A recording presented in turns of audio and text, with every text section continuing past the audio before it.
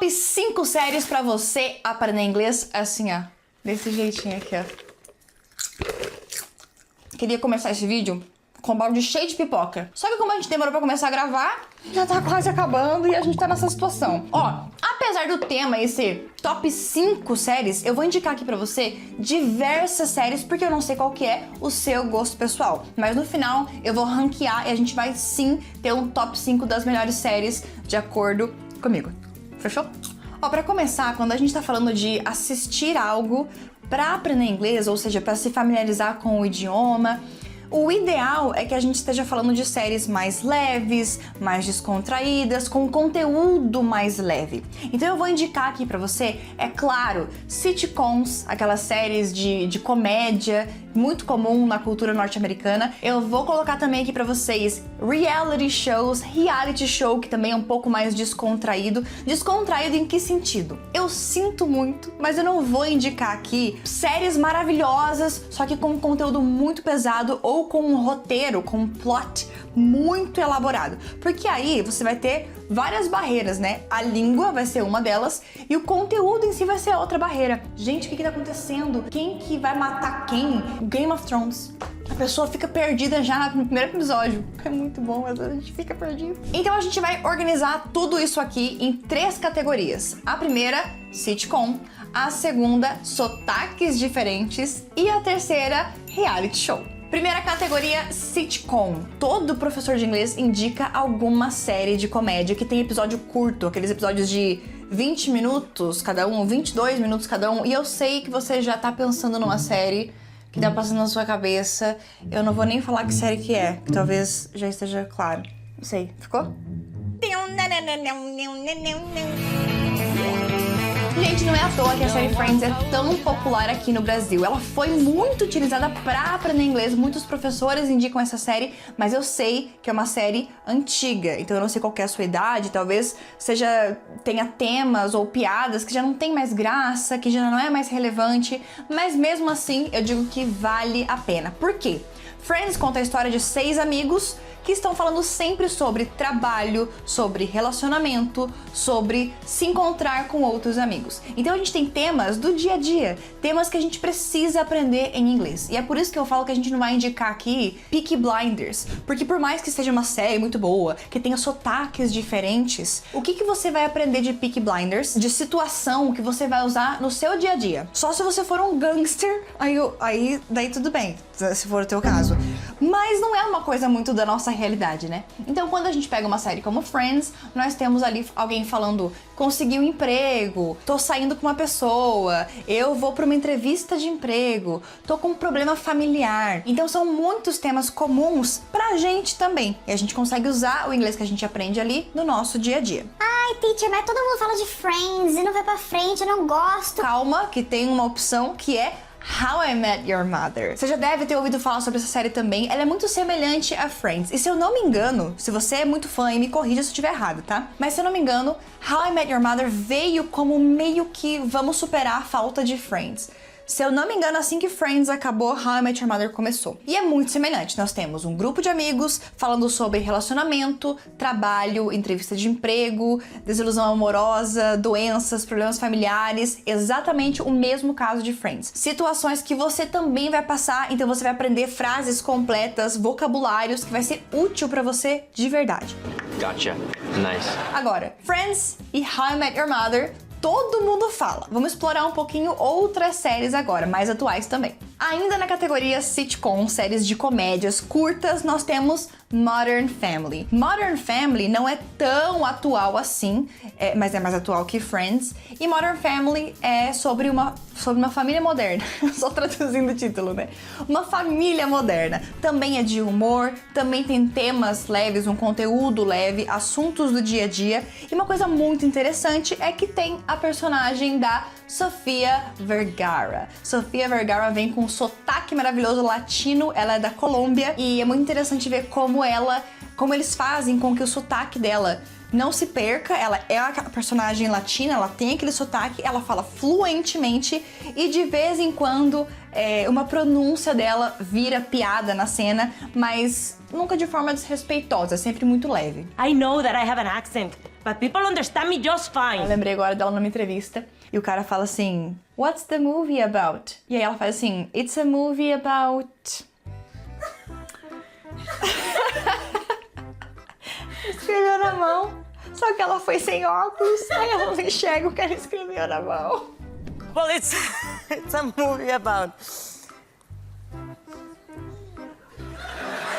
Can you not tell me? Is it like... Is that I am an idiot. I've been having a problem the whole day remembering this word. So I wrote it in my finger, in my hand, but I had my glasses on. Can I see? Okay. So it was a movie about redemption. Redemption. Passando agora para uma das minhas séries preferidas, que é The Office. The Office também é uma série curta, de episódios curtos, de temas mais leves e, muito importante, se passa em um escritório. Então a gente aprende um vocabulário com The Office que a gente pode usar no ambiente empresarial, no escritório onde você trabalha, porque eles falam muito sobre reuniões, sobre a gerência, o nome de cargos que tem ali naquele escritório, de filial, de sede. Então esse vocabulário você acaba fixando na sua memória, internalizando de tanto que é repetido na série. Então se a gente estava falando muito mais sobre amigos em Friends e How I Met Your Mother, amigos e vida romântica, se a gente vai para Modern Family com problemas mais pessoais, do núcleo familiar, agora a gente tem um ambiente empresarial com The Office. Can come visit it in my office. Thank you. Aproveitando o gancho, nós temos também Brooklyn Nine-Nine. A série Brooklyn Nine-Nine foi totalmente inspirada em The Office. Até o jogo de câmera, de dar um zoom na cara da pessoa e ficar um clima meio tenso. A diferença é que Brooklyn Nine-Nine se passa em uma... Como é o nome, gente? Departamento de Polícia. Departamento de Polícia. Thank you so much, Gian Giovanni. Departamento de Polícia. Então aqui a gente tem também um vocabulário de empresa, de trabalho, né? Porque tem colega de trabalho, tem cargos diferentes, tem reuniões, mas agora mais pro mundo do crime. E eu aproveito esse gancho novamente para dizer que existem sim outras séries com tema criminal, Law and Order, que são sim sobre o mesmo tema, só que séries mais sérias. Séries mais sérias. Só que, de novo, quando a língua já é uma barreira, a língua já é um obstáculo e eu vou estudar aquele idioma, de preferência séries mais leves vão te ajudar mais. Faz sentido pra você? Fine. Uma grande diferença entre How I Met Your Mother e Friends e as outras que eu citei até agora é que essas duas primeiras, por serem mais antigas, elas têm a risada de fundo. Sabe quando conta uma piada e aí rola aquele... Às vezes a piada nem é boa, mas tem uma risada gravada que eles colocam. Algumas pessoas não gostam disso. Modern Family não tem isso. The Office e Brooklyn Nine-Nine também não, porque são mais atuais, né? Isso foi abolido aí das séries. Eu não me incomodo. Você se incomoda quando você escuta a risadinha gravada? Você se incomoda, Bruna, quando você escuta a risadinha? É que a gente cresceu com Chaves aqui no Brasil, então a gente tá acostumado com isso, né? Isso.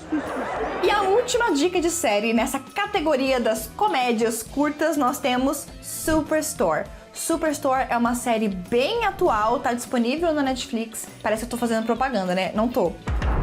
Mas é a mesma pegada de ambiente de trabalho. Só que dessa vez não é um escritório, não é um departamento de polícia, é um supermercado. Muito útil, porque o vocabulário de supermercado tá ali. Os corredores, a seção X, a seção de laticínio, o caixa do supermercado, as funções, né, o nome dos cargos dentro do supermercado. E também tem relação entre os personagens, relações amorosas, relações de amizade. Então nós temos aí pelo menos 3 ambientes de trabalho para você praticar e expandir o seu vocabulário. Thanks. Vamos mudar de categoria. Agora a gente não vai falar necessariamente sobre séries de humor, mas também com conteúdo pouco menos agressivo do que Game of Thrones, Breaking Bad, Outlander, que são séries muito boas, mas vamos dar um respiro pro cérebro, né, gente? Vamos procurar séries um pouco mais calminhas. A segunda categoria é sotaques diferentes. Então, se você tá aprendendo inglês, é muito legal você ir se familiarizando com outros sotaques. Porque quando você for viajar, quando você for conversar com pessoas dentro de uma empresa, de uma multinacional, ou a sua empresa tá conversando com outra empresa de outro país,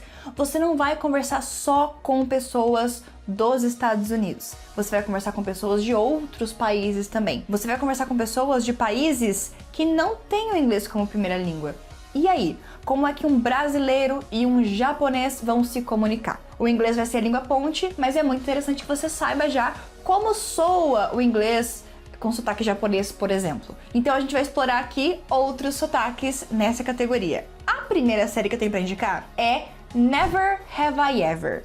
Never Have I Ever é uma série bem água com açúcar, é sobre a vida de uma adolescente, é bem divertida, ela tem alguns temas mais sérios e algumas cenas mais engraçadas. Cuidado, gente, com a idade, tá? Sempre dá lá a indicação de idade dessas séries aqui. Never Have I Ever é sobre essa garota que é indiana. Ela, por ser de uma geração mais nova e morar nos Estados Unidos, ela tem o sotaque mais sutil. Mas a mãe dela, o pai dela, a avó dela, as tias dela falam com um sotaque mais carregado, um sotaque forte da Índia, e é muito rico a gente assistir e perceber qual que é a sonoridade daquele sotaque. Então, vale muito a pena assistir Never Have I Ever. Never Have I Ever significa eu nunca. Só isso. Mas qual que é a diferença de falar Never Have I Ever e I never?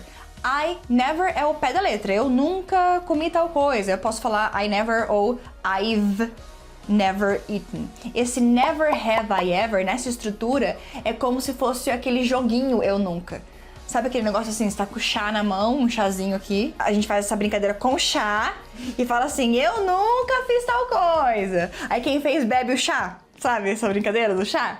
Então, eu nunca, como o nome da brincadeira ou como o nome de uma dinâmica, vai ser em inglês Never Have I Ever. Segunda série para explorar sotaques diferentes, Derry Girls. Um grupo de adolescentes da Irlanda do Norte na década de 90. Particularmente, eu nunca assisti Derry Girls. Eu vi só algumas cenas e só nessas poucas cenas eu vi como é diferente o vocabulário e pronúncia do inglês na Irlanda do Norte. Então essa também vale a pena. Oh, you're welcome. Terceira série na categoria sotaques diferentes, Apple Cider.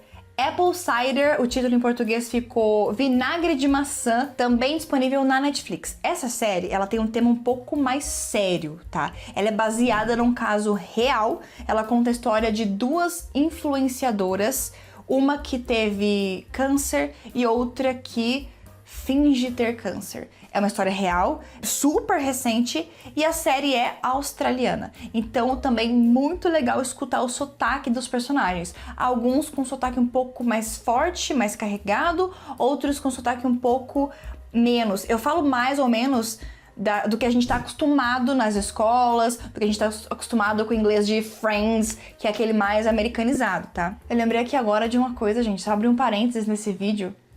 Eu fui uma vez gravar um comercial, faz muitos anos, tá? E nesse comercial eu tinha que falar assim, partiu teste. Esse negócio de, partiu praia, partiu São Paulo, essa era a frase, né? Gente, eu tinha 18 anos e eu trabalhava fazendo figuração em comercial. E aí eu ganhei uma fala no comercial. Era sobre carnaval e sobre se proteger. Então depois do carnaval, eu e meus amigos, a gente falava, partiu teste, quero o teste de HIV. Pesei o clima, né? Mas era sobre isso o comercial, sinto muito. Mas o ponto não é esse, foco. Falei pra câmera, partiu o teste. E eles se incomodaram muito com o meu R. Partiu. E aí, o que eles me fizeram fazer? Colocar uma caneta na boca e falar... Partiu, partiu, partiu, com a caneta na boca. Porque assim o seu R retroflexo não fica tão retroflexo. Entendeu? Partiu, partiu. Partiu. Não adiantou nada, eu continuei falando partiu. Mas enfim, pra gravação sair, eu lembro que eu falei... partiu. Eu fiz um meio carioca, assim. Deu certo. Ganhei R$150.